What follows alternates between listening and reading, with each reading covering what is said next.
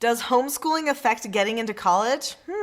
The answer may surprise you. I'm Nicolene Peck, and I'm a lifetime homeschooler. I'm also a parenting expert, and in this video, we're going to help you prepare your children for college, if they choose to go.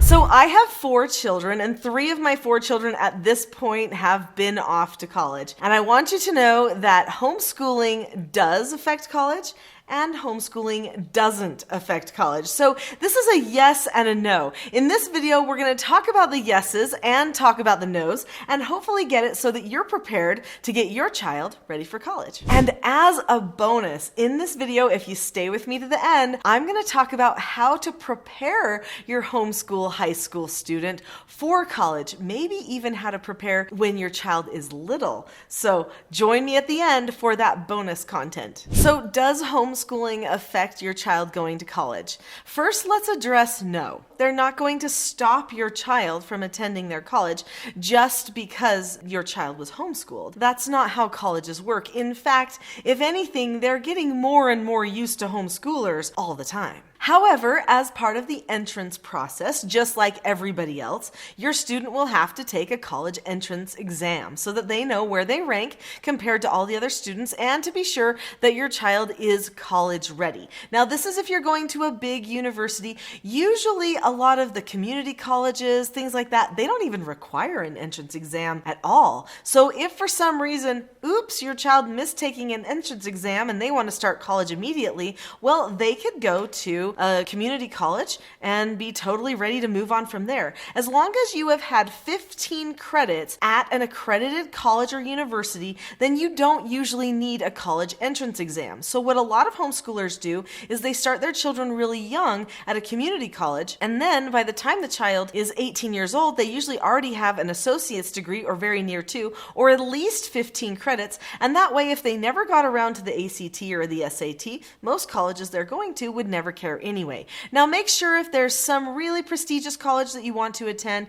that you check with them and see what their entrance requirements are if you happen to be a homeschooler, because sometimes it's different. I'm just telling you across the board what it usually looks like. Now our family did not do the community college approach. We did actually take a college entrance exam, and it was no big deal, especially because there are all kinds of people that will teach you nowadays online how to do great on those exams. And if your children are good students anyway, you really don't need to worry about it. As far as applying goes, one thing you have to remember as a homeschool parent is that it's up to you to make a transcript for your child. So some parents make a transcript all the way along. Each year they write down, we're doing this course, we're doing foods, because maybe the child has like a weekly cook day or something like that, or maybe they really are doing an actual foods class. But they write down what the child earned grade-wise in all of those classes for a transcript that will later be shown to the college or university of your choice. But if you forgot to make a transcript, no sweat. What you do is you go back over the books you've read, the papers you've done, things like that,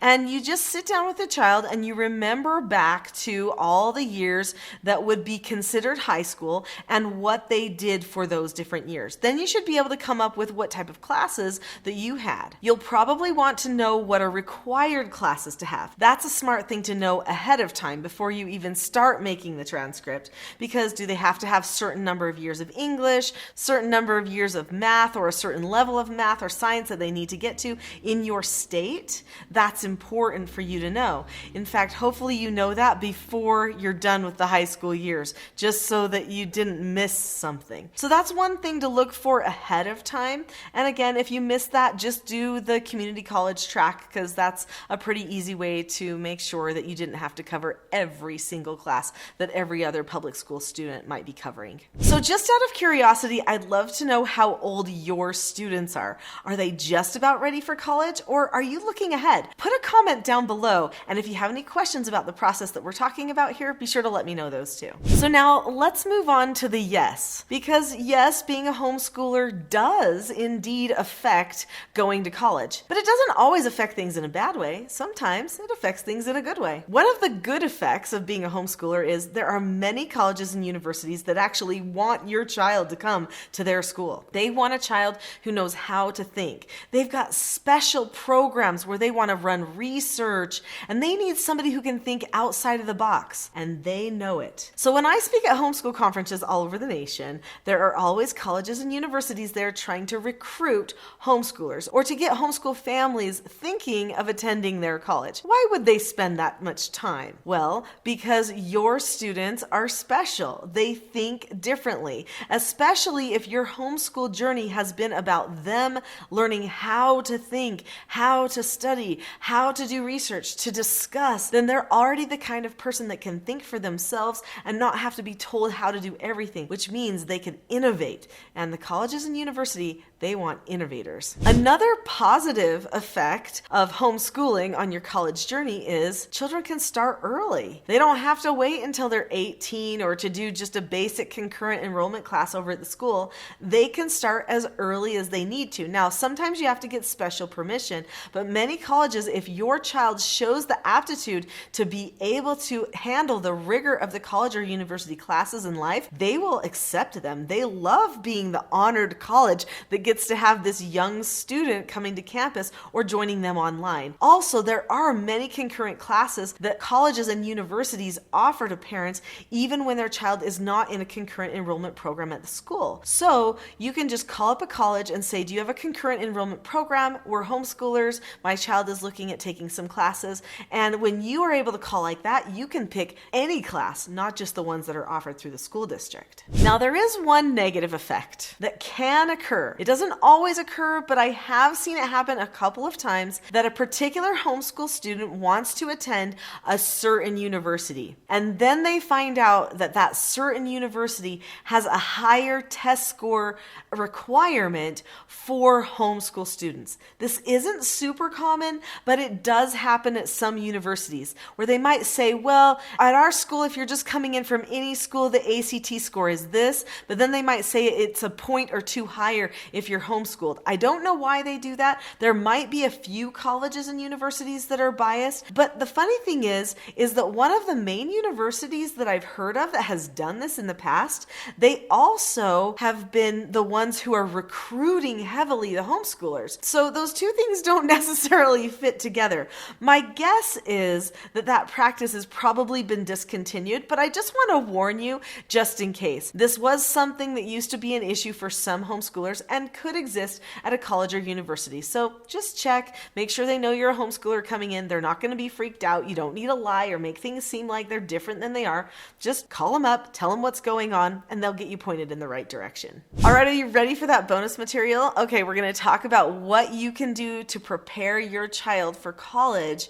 And these things might be things that other people aren't doing. In fact, I know one of them for sure most people never think of doing, and it's probably my most important thing that I do to prepare my students to enter college or university. So we've already mentioned in this video that it's really important to know how to learn. But another thing that you need to prepare your child for is how to study. So a person can know how to learn, how to gather information and organize the information, but do they really know how to organize their time when it comes to that information? So I learned this when one of my children went to college, and she said to me, Mom, I am getting the most out of my stuff, but I'm just not getting everything done in time. The amount of reading and stuff that they want me to do, and for me to do it well, is going to take way longer than the allotted time that I have. And I was like, oh no, I forgot one of the important lessons that you learn in public school, which is don't really learn it at all. Just go through it and get it done in a certain amount of time. I never taught that to them. Instead, for some reason,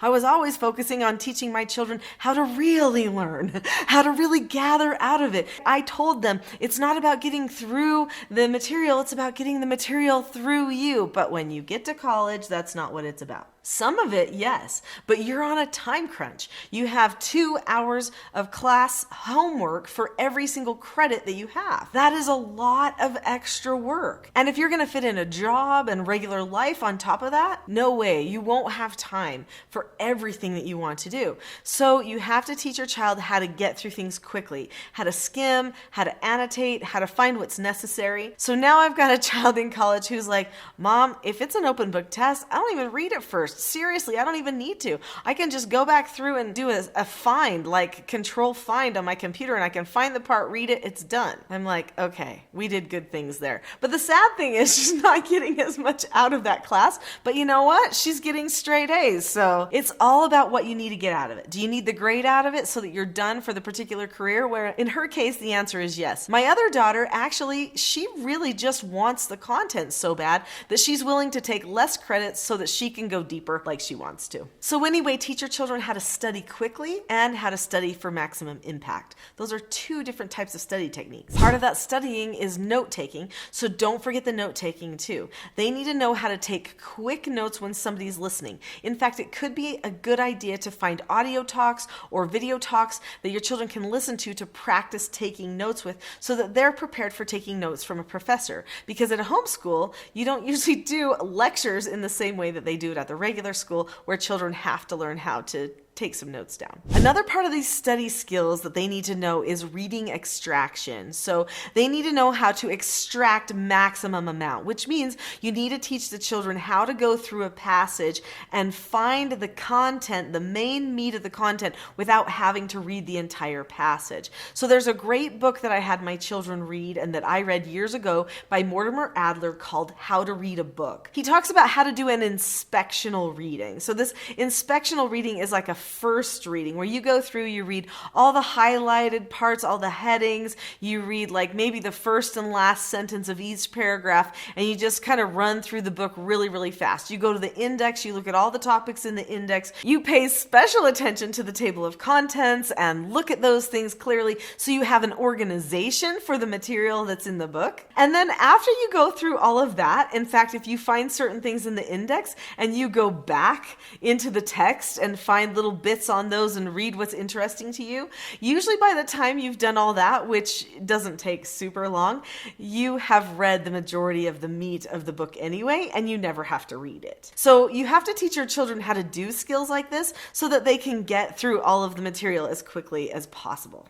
Also, social training. So college is a different social time. It doesn't compare to high school, junior high, or anything else that that student has done before. So prepare them how to interact socially with other people, how to solve problems with roommates, how to be patient and put up with things that they wouldn't normally have to put up with, to be able to understand other people's viewpoints so that they don't have to feel like they can't see eye to eye on anything with the other people around them, because there's so many viewpoints and ideologies out there now. This brings me to my favorite part of this bonus. So it's the bonus of the bonus.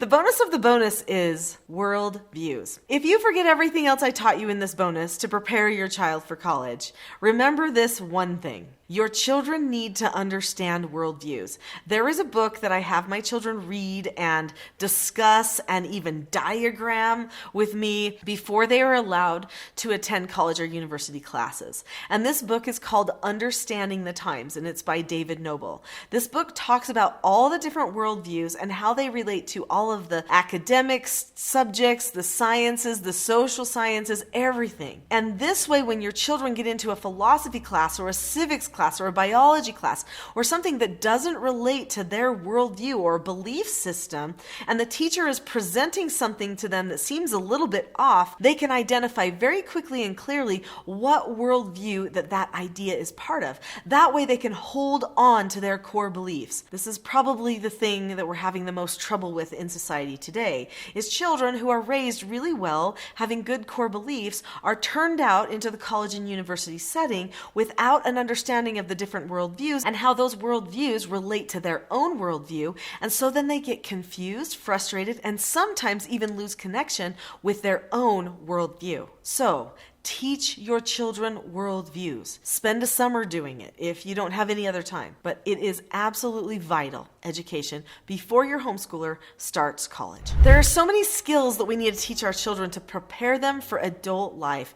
And one of those big skills is good communication. Because you have watched this video, I have a gift for you. And that gift is a free Calm Parenting Toolkit. It's completely free. There's a link to it below this video in the description section. It's on the Teaching Self-Government website. So go get the free Calm Parenting Toolkit and talk about those principles of calm communication with your children. It will help them succeed socially and academically because they'll be able to discuss anything in a calm way.